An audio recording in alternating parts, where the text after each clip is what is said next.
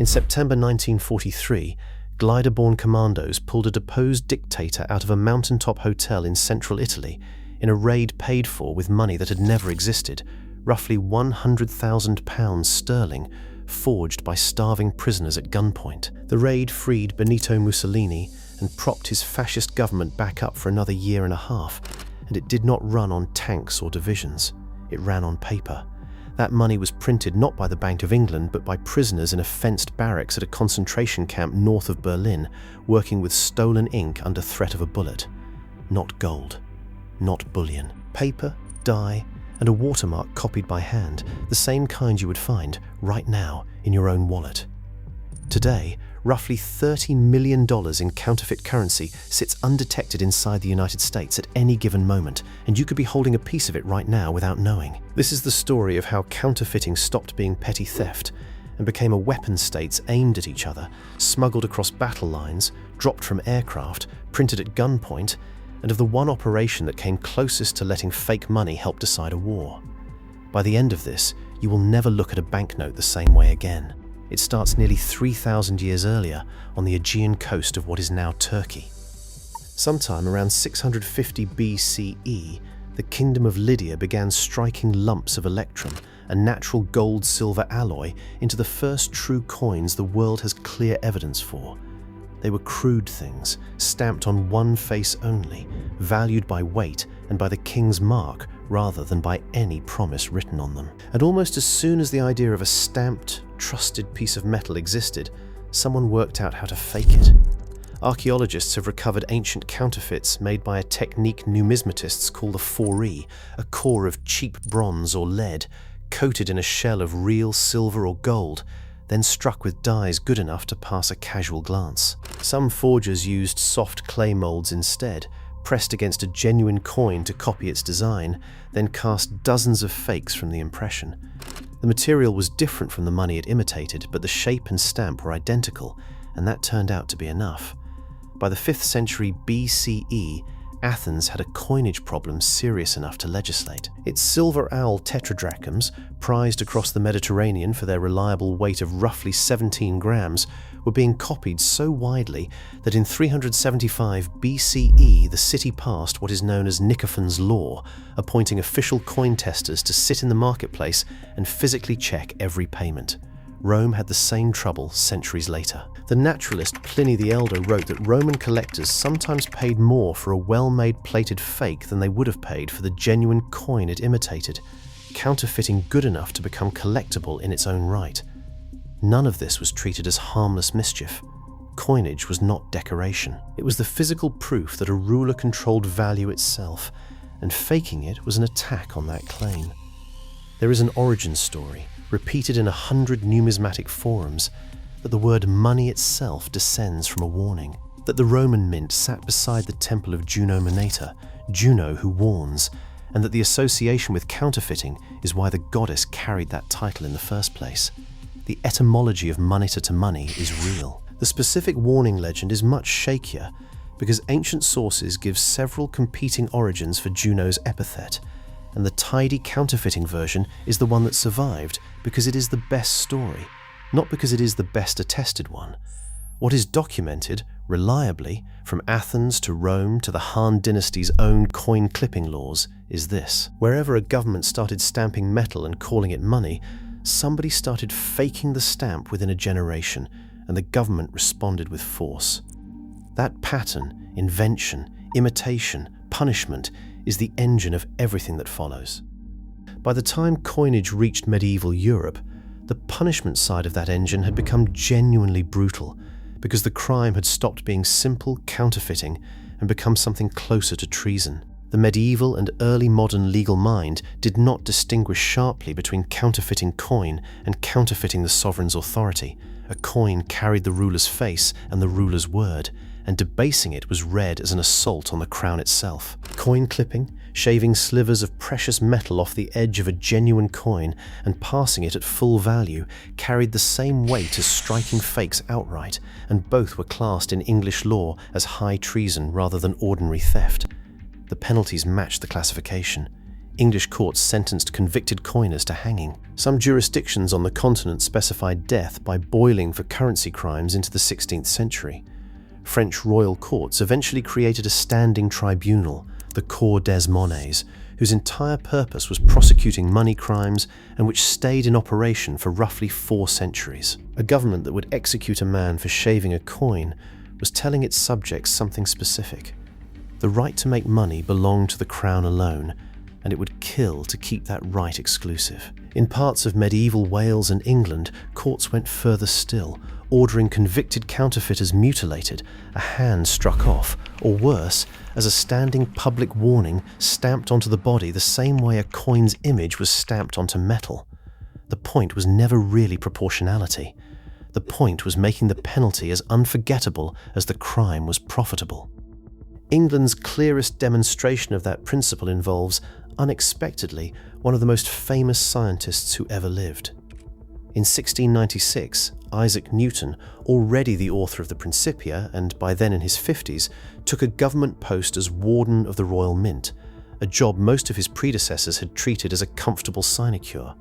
Newton did not treat it that way. England's silver coinage was in crisis. Contemporary estimates suggested roughly 1 coin in 10 in circulation by the mid-1690s was clipped or counterfeit, and the mint was mid-recoinage, melting down the old currency and striking new.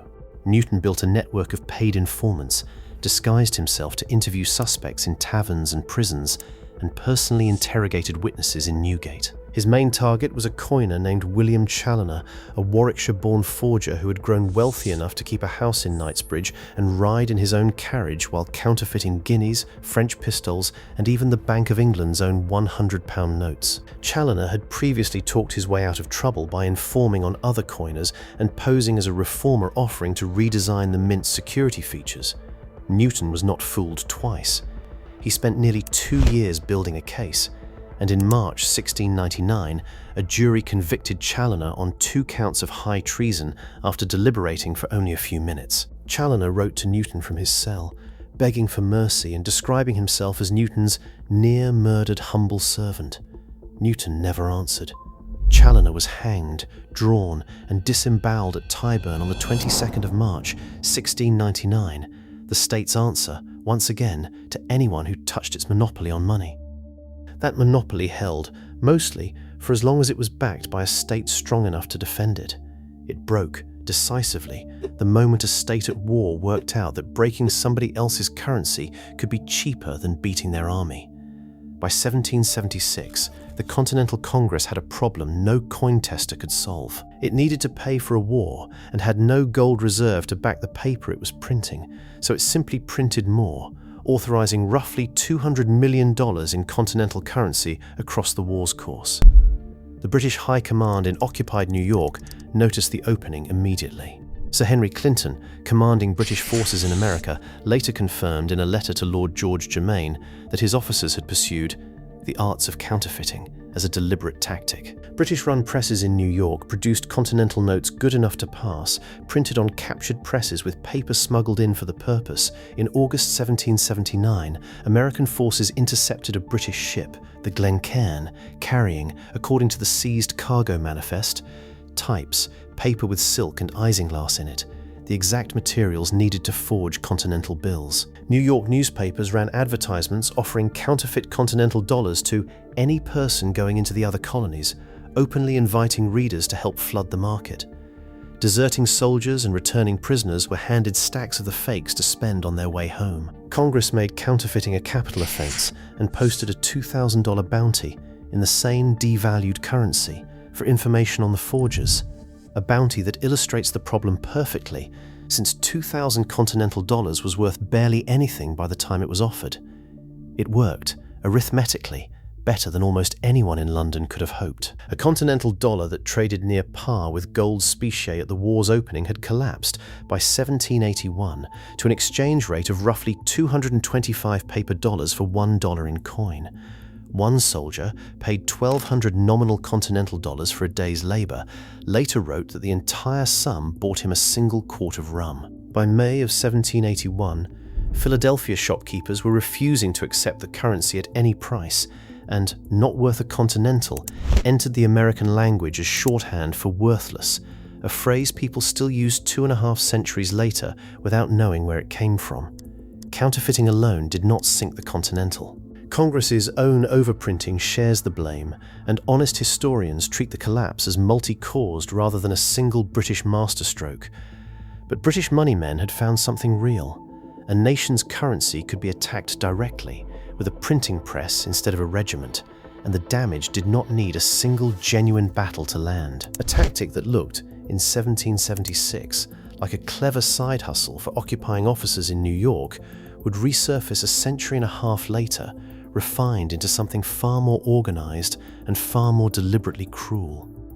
By the 20th century, a national currency was no longer just coin. It was paper backed by a central bank's promise, printed on purpose-built machinery, watermarked and numbered in ways designed specifically to defeat forgers. That should have made state-level counterfeiting harder than ever. Instead, it made it a more attractive weapon than ever, because a currency that everyone trusted completely was a currency that could be damaged completely if the trust broke.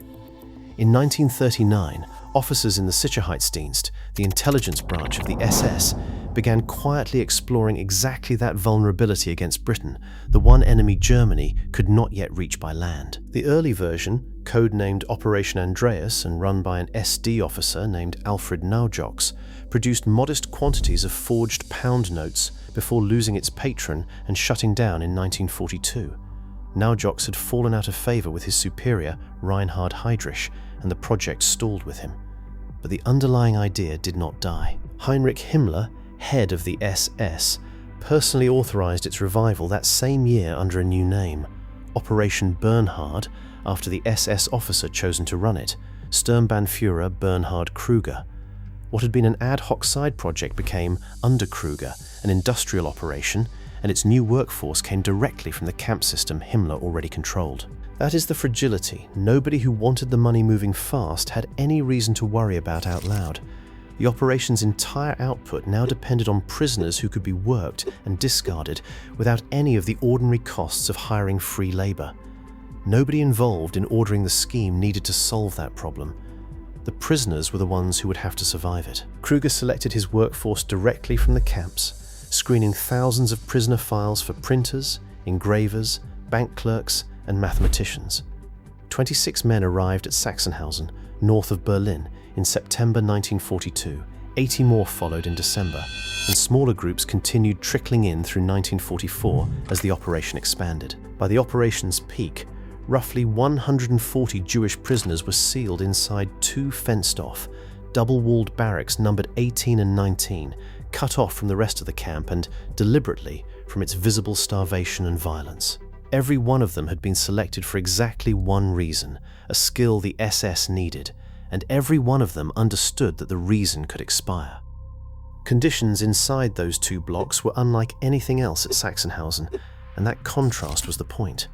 Prisoners slept in real beds instead of camp bunks, wore civilian clothing, kept their hair, and received extra rations, cigarettes, and even a radio and a ping-pong table, comforts calculated to keep a skilled workforce functional and cooperative rather than to show them mercy. Kruger addressed the prisoners with the formal Sie instead of the contemptuous Du used everywhere else in the camp. None of it changed the basic fact hanging over every shift. The operation ran on secrecy, and secrecy meant that no one who had seen inside Block 19 could be allowed to leave it alive. A Slovak typographer named Adolf Berger, arrested in 1942 for forging baptism papers to save Jewish families and deported first to Auschwitz, was transferred into the unit in 1944. He said afterward that he had believed he might survive Auschwitz, but was certain he was a dead man in Sachsenhausen because, in his words, the Nazis planned to kill the workforce once its usefulness ended, so it would never tell anyone what it had built. A Norwegian Jewish prisoner named Moritz Nachtstern, a professional printer before the war, was pulled into the unit the same way most of the others were, for a skill, not a virtue. He later described the strange double life inside Block 19, musicians brought in to play for the workforce, an amateur theatrical troupe permitted to rehearse, while men one wall away starved and were worked to death in the camp's ordinary sections, visible through gaps in the fencing. Day-to-day production was coordinated by a prisoner named Oskar Stein, who managed shift schedules and quality control under the SS officer's supervision, effectively running the floor Kruger nominally commanded. None of that organization made the isolation blocks safe. It made them useful, which under the SS's arithmetic was the only category that determined whether a person kept breathing. What it built over roughly 3 years was staggering by any measure. Production ramped through 1943 and hit its peak between mid-1943 and mid-1944, when 6 printing presses running 2 12-hour shifts turned out an estimated 65,000 forged notes a month. By the time the operation wound down in 1945, prisoners had produced somewhere north of 8 million individual banknotes, with a face value estimates place at roughly £132 million sterling, figures published by the Bank of England itself, though some wartime and post-war accounts ran the total as high as 300 million, and the true number likely sits somewhere between those two, since no complete production ledger survived. Call it the most productive counterfeiting operation in recorded history, whichever end of that range is closest to true. The craft behind the number was genuine. Prisoners reverse-engineered the Bank of England's cotton rag paper by hand, replicated its watermark, forged the chief cashier's signature, and eventually identified and copied roughly 150 separate security marks worked into a genuine note. They organized their output into 4 grades by quality, the best reserved for paying spies in neutral countries, the worst destroyed outright as too flawed to risk. They never cracked the bank's serial numbering logic and had to reuse genuine numbers instead, which is ultimately what exposed the fakes. And a specialist among the later arrivals, a convicted forger named Salomon Smolyanov, known to the other prisoners as Sally, was recruited into the unit in August 1944 specifically because his pre-war skill at faking signatures and aging paper by hand was better than almost anyone else's in Europe. He, too, had been told the same thing every other prisoner in Block 19 had been told. His usefulness was the only thing keeping him alive. The forged pounds did not sit in a vault. Money laundered by a civilian operative named Friedrich Schwend, who ran roughly 50 agents across occupied and neutral territory and kept 1/3 of everything he moved as commission, financed real German intelligence work. It paid a Turkish valet codenamed Cicero for photographs of the British ambassador's secret cables in Ankara, and, per the SS's own later accounting, roughly £100,000 of it helped fund the September 1943 raid that pulled Mussolini out of that mountaintop hotel and put him back in charge of a rump fascist state, the operation this episode opened on. Reichssicherheitsamt officials, the institution running the whole scheme, signed off on every stage of it. The camp selection, the isolation blocks, the production quotas, the plan, never carried out, to drop the notes from aircraft directly over Britain to wreck the economy outright. It was official, it was on paper, and the arithmetic behind keeping 140 men enslaved rather than paying free printers had already been done by the people who ordered it in writing before the first press ever ran. The operation could not outrun the war that funded it.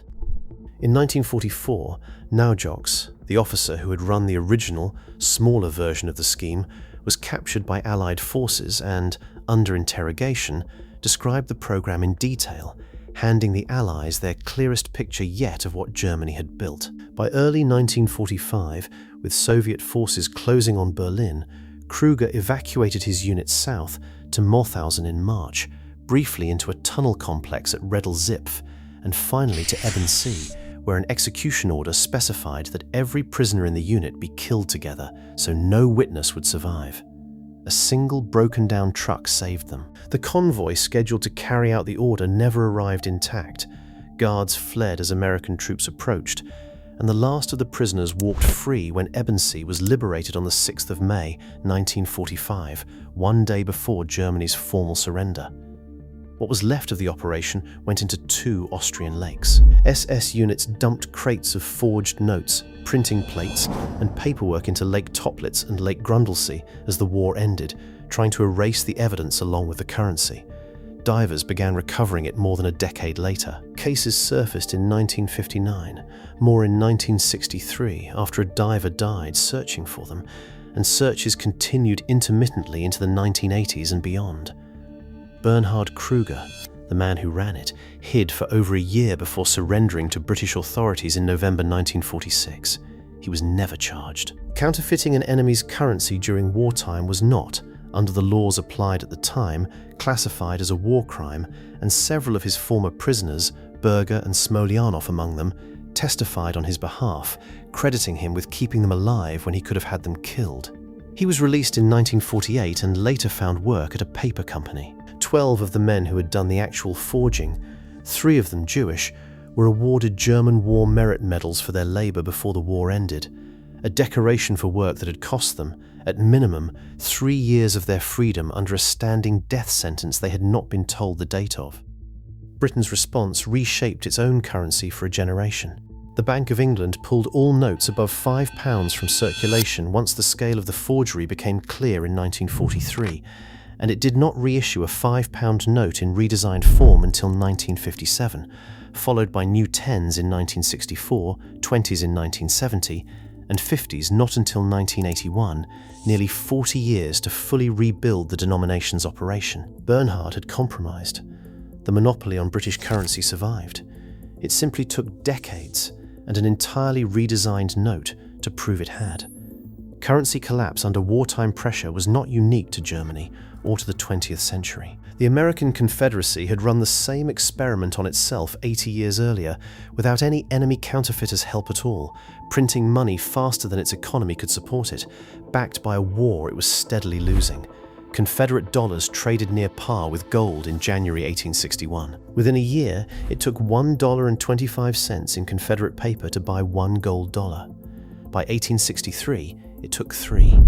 By the war's final weeks in 1865, the exchange rate had blown out past 1,000 Confederate dollars to 1 in gold, and the cost of living across the South had climbed to roughly 92 times its pre-war level. Confederate counterfeiters, most notoriously a Philadelphia stationer named Samuel Upham, who mass-produced fake Confederate notes and openly advertised them as souvenirs before smugglers stripped his disclaimers off and spent them as real currency, made an already collapsing currency worse rather than causing the collapse outright.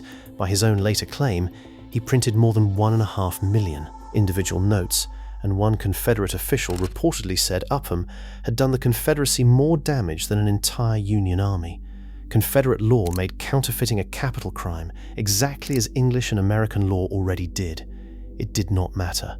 A currency losing a war cannot be saved by hanging the people faking it. Today, the arms race between states that make money and criminals who fake it has not ended.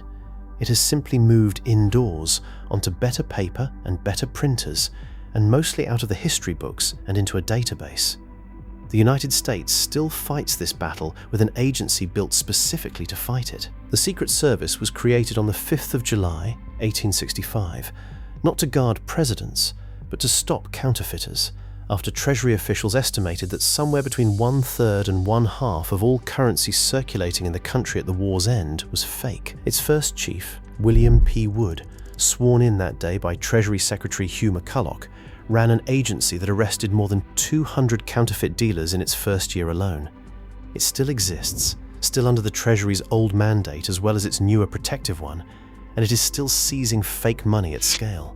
In 2016, it dismantled a counterfeiting network centered in Lima, Peru, seizing $30 million in fake US currency and 50,000 euros in a single coordinated raid, the largest counterfeit currency bust in the agency's history. A Federal Reserve study published in February 2025 puts the current stock of counterfeit currency circulating inside the United States at somewhere around $15 to $30 million, or roughly one fake note for every 40 to 80,000 genuine ones, a dramatically lower rate than the 1 in 10,000 the Treasury estimated as recently as 2006, and a decline the study credits mainly to the redesigned, harder-to-copy bills the Treasury phased in over the past 2 decades.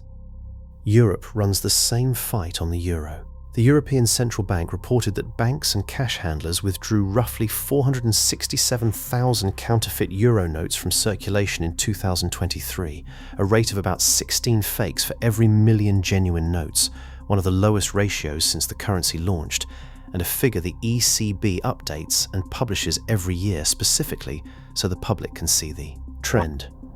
50 and 20 euro notes together account for more than 70% of everything seized, and more than 97% of all counterfeit euros recovered are found inside the Eurozone itself rather than abroad. Proof that even a currency built from the ground up with anti-forgery technology cannot make the problem disappear, only shrink it to a manageable trickle. Modern banknotes fight back with technology no Sachsenhausen forger ever had to defeat.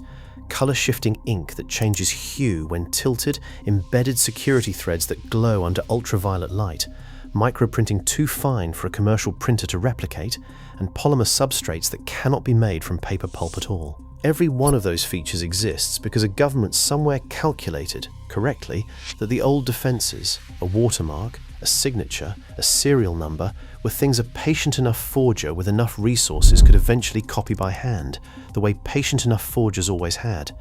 And the pressure has not gone away. It has just changed shape. Homeland Security investigations and the Secret Service still run joint task forces against counterfeit currency and counterfeit goods moving through global shipping routes, because the same laundering networks that move fake handbags and fake pharmaceuticals also move fake cash, and organized crime has found that faking a $100 bill is still, per unit, cheaper than faking almost anything else it sells.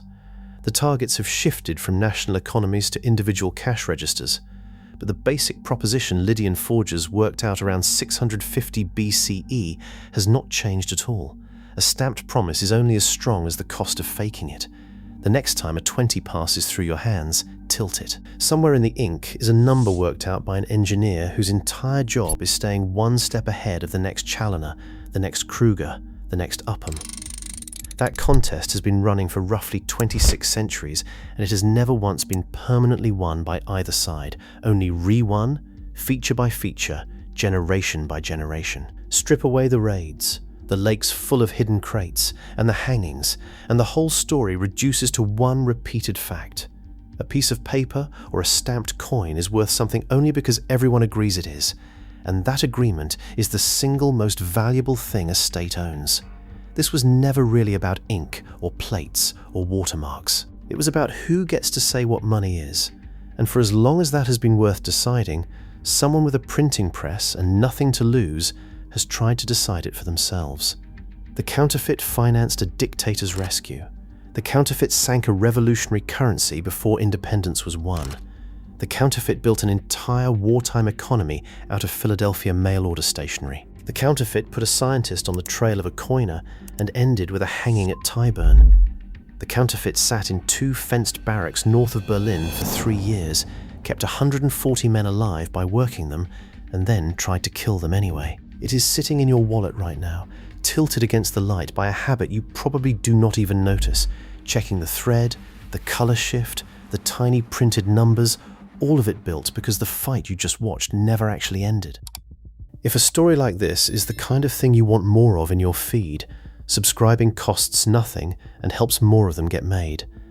Tell me down in the comments which part of this one surprised you most, the raid that freed Mussolini, or the prisoners who forged a war economy to survive it.